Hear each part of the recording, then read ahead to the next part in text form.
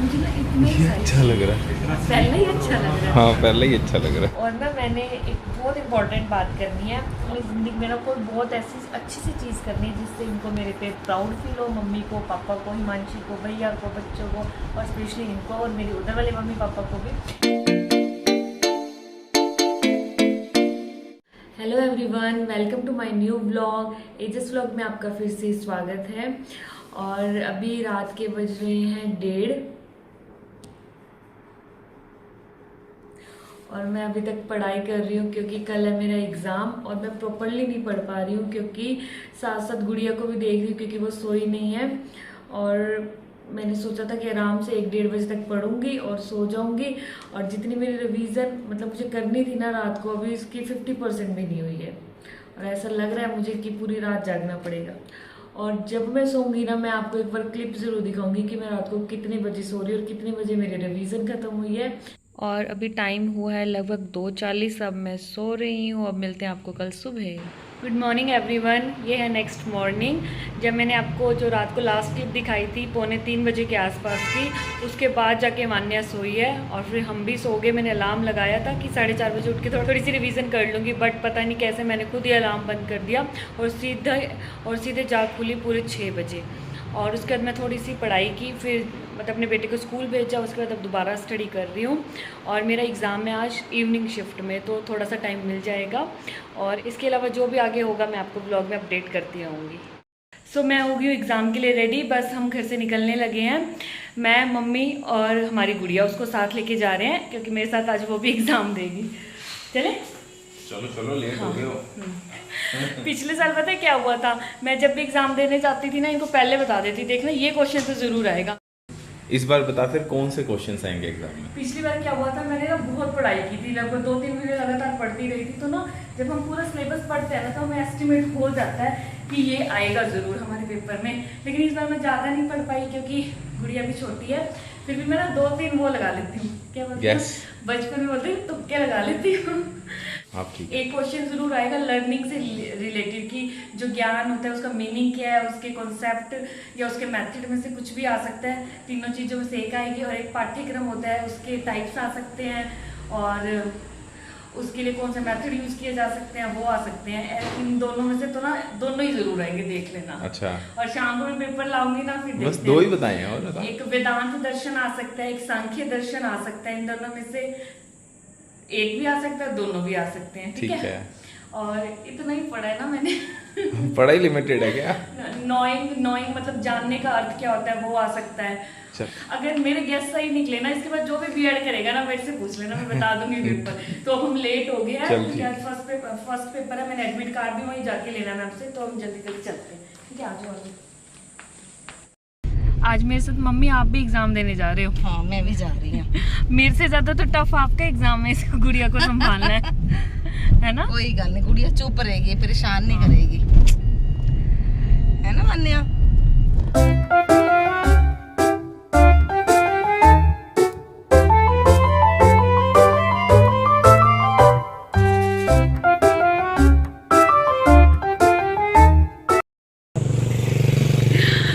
तो हम अब पहुंच गए हैं कॉलेज में। मम्मी आपने तो नहीं देखा ना मेरा कॉलेज? मैंने पेपर ऊपर दे रहा नहीं, आपने देखा तो नहीं कॉलेज पहले? देख के आया। अच्छा, गए हो आप अंदर? अच्छा, आपने भी यहीं से की थी बीएड?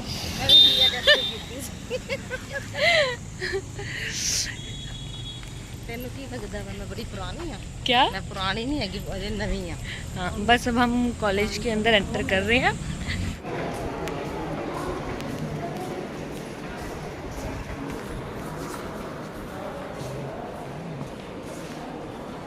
ठीक है, okay bye, best of luck.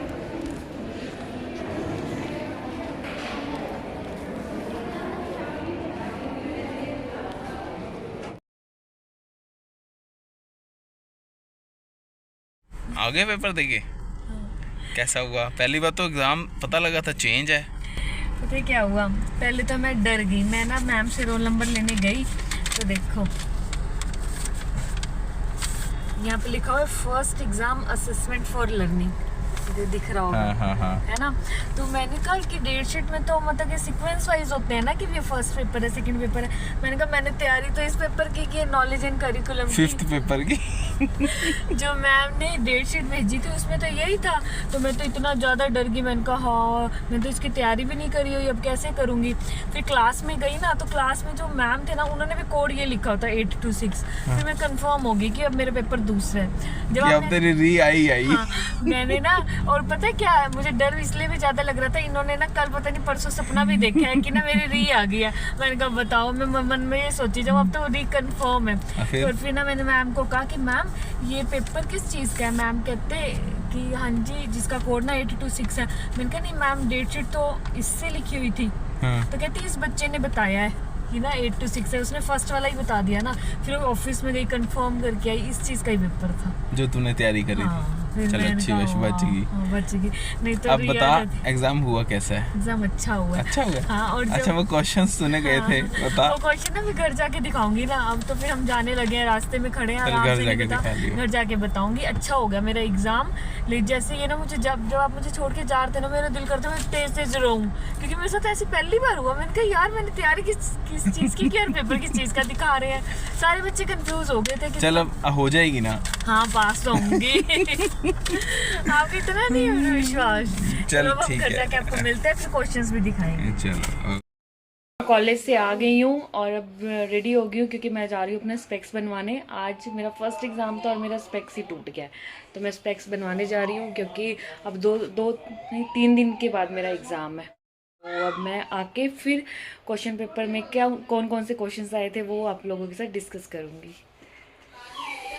वाला स्पेक्स ना मैंने 8-9 साल पहले बनवाया था, और ना मैंने उसके बाद चेक ही नहीं कराया कभी। मेरे को बड़ा डर लगता है अपनी आई साइट चेक कराते हुए, और आज बाई चांसली मेरा ये स्पेक्स टूट गया और इन्होंने मुझे ना मेरे धक्के से लेके जा रहे हैं। मेरा दिल भी नहीं आ जाने का। चल जल्दी आ, जल्दी क्विक। मुझे बड़ा गंदा काम लगता है ये। परफेक्ट।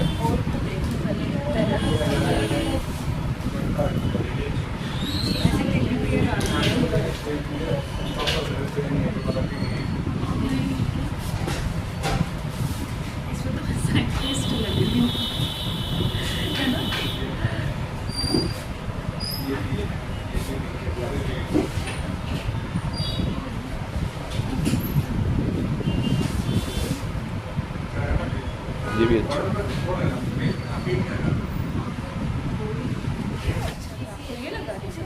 ये वाला लिया ना? हाँ ये कौन सा है? पुराना है, ये अलग रखिए, दिखाइए कुछ अलग है।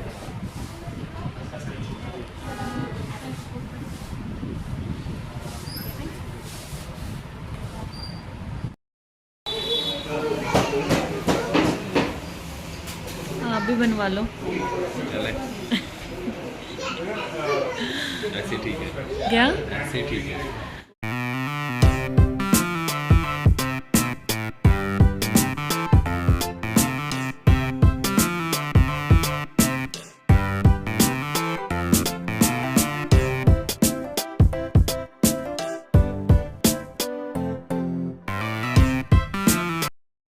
आइज़ मेरी चेक हो गई है और अब हम जा रहे हैं घर, ठीक है फ्रेंड्स। अब हम सारे काम से फ्री हो गए हैं।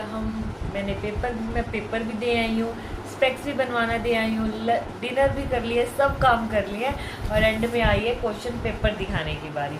अब देखते हैं कि मेरे जो गेस्ट थे वो कितने ठीक होंगे। तो मैंने पहले फर्स्ट क्वेश्चन बोला था कि उसका आएगा ज्ञान से रिलेटेड, कुछ भी आएगा, ज्ञान की अवधारणा, उसके मतलब टाइप्स कुछ भी आएंगे। दिखा देती हूँ मैं विद प्रूफ।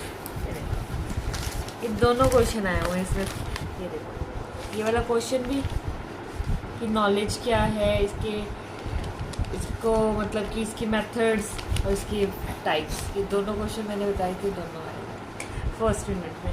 मेरे सेकंड यूनिट में बताया था कि सांख्य दर्शन आएगा और वेदांत दर्शन आएगा, दोनों ही नहीं आएगा। नहीं आए। सेकंड यूनिट में मेरा सही गेस गया नहीं, इसमें ये दोनों क्वेश्चन आए थे। बट बाय चांसली मैंने ये चैप्टर पढ़ा हुआ था, तो मैं ये क्वेश्चन कर आई हूँ, ठीक है। और थर्ड यूनिट में मैंने कहा था कि करिकुलम आएगा, वही आया करिकुलम, उसके घटक, उसका मीनिंग, उसकी डेफिनेशन सारी वही आई है।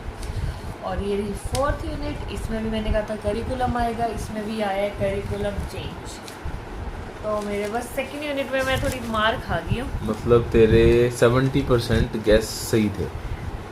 मैंने ये चीज़ पढ़ी थी 2nd यूनिट में, मैं बताना भूल गई थी, उस टाइम इतना बताया नहीं गया। अगर मैं डिटेल में बताती ना तो फिर ये भी उसमें आता। चल और जब नेक्स्ट क्वेश्चन बता। नेक्स्ट पेपर होएगा मैं पहले ही बता के जाऊँगी। उस टाइम हम फर्स्ट पेपर था, हम जल्दी जल्दी जा ही रहे थे वहाँ पे। तो आगे से जो भी करे बीएड, आसपास जो आपके कर रहे हो वो मेरे से कांटेक्ट कर सकते हो कि भी मैं गैस बिल्कुल सही बताऊँगी। और ना मैंने एक बहुत इम्पॉर्टेंट बात करनी है, और मेरी वीडियो ये बना रही हैं और मैं पेपर दे के आ गई हूँ। मैंने किसी से घर में वो चीज़ डिस्कस नहीं की, ना मम्मी से ना इनसे। और अब आपको भी ना अभी पता चलेगी ये बात क्योंकि ना मैंने ना आज पेपर देते हुए ना एक बड़ी ही स्पेशल चीज़ एक्सपीरियंस की। तो मैंने सोचा कि भी मैं ज़रूर शेयर करूँगी अपने इस व्लॉग में, क्योंकि कई बार क्या होता है हम अपनी जो बातें हैं ना अपनों तक नहीं उस वे से बोल पाते हैं। जैसे अगर मुझे कभी मम्मी को कुछ पर्सनली बोलना हो या इनको कुछ बोलना हो ना, वो नहीं बोल पाते हैं शर्म से या कुछ भी, है ना। तो अब मैं जैसे व्लॉग्स बनाती हूँ, पहले तो मैं इतनी कैमरा शाई थी ना, मैं कुछ भी मतलब नहीं बोल पाती। धीरे धीरे मुझे आदत पड़ गया। तो मैंने आज बहुत स्पेशल चीज़ शेयर करनी है। जैसे आज मैं पेपर देने गई, तो मैं पेपर, मेरे को तो ये छोड़ने गई, मम्मी छोड़ने गई, मेरी गुड़िया छोड़ने गई। तो मैं पेपर से 15 मिनट पहले बैठ गई थी रूम में जाके। तो मैं वहाँ जाके बैठी तो ना खबर तबड़ में लोग भागी, कोई लेडीज़ भागे आ रही है, कोई बच्चा मतलब कोई गर्ल है, कोई जेंट्स आ रहे थे। तो एक लेडी थी, एक नहीं 2 लेडीज़ थी ना, मतलब कि 2 मिनट पहले ही आई, क्लास में भागते हुए आई। एक तो बिल्कुल मेरे पीछे बैठी, एक मेरी लाइन से इस वाली लाइन में बैठी। और जब पेपर ख़त्म, उस पेपर के बीच में मुझे डिस्टर्ब भी करी थी, सुन मेरे पास इतना टाइम ही नहीं था कि मैं उनकी बात सुनूँ या उनको बताऊँ। फिर एंड में ना जो लास्ट टाइम मैंने एग्ज़ाम दिए थे तब भी मेरी उनसे बात हुई थी। तो जब मेरा एग्ज़ाम हो गया ना 5-6 मिनट पहले, तो हम बैठे हुए थे। मैम कहते पहले रूम जो फर्स्ट रूम वाले हैं वो लोग जाएंगे, फिर आप लोगों ने जाना। तो उससे बात हो रही थी, तो वो मुझे कहती है, मैं तो ना बड़ी परेशान हो गई हूँ, मैं ना बड़ी लेट, आप लेट क्यों हो गए थे। तो उसने मुझे कहा कि मेरे ना बच्चे हैं और उनको छोड़ के आना का परेशान होगी। मैं छोड़ के आई, पहले उसकी नानी के घर गई, उसको छोड़ के आई इस बच्चे को। मैंने कहा क्यों नानी के घर क्यों छोड़ने गई, इतनी दूर। उसने बताया पता नहीं कौन सा गांव, कौन से एरिया में छोड़ के आई। और फिर वो पेपर देने और एंड मोमेंट पे ही वो पहुंची। तो उसने, मैंने कहा इसकी दादी नहीं है, कहती है। तो कहती है दादियाँ थोड़ी ना संभालती हैं बच्चों को, कौन सी दादी संभालती है। मैंने कहा अच्छा चलो, मेरी बात ख़त्म होगी वहाँ पे। फिर ना जब मैं बाहर निकल रही थी तो मुझे एक लड़की और मिली जिसके साथ मैंने प्रैक्टिकल दिए थे।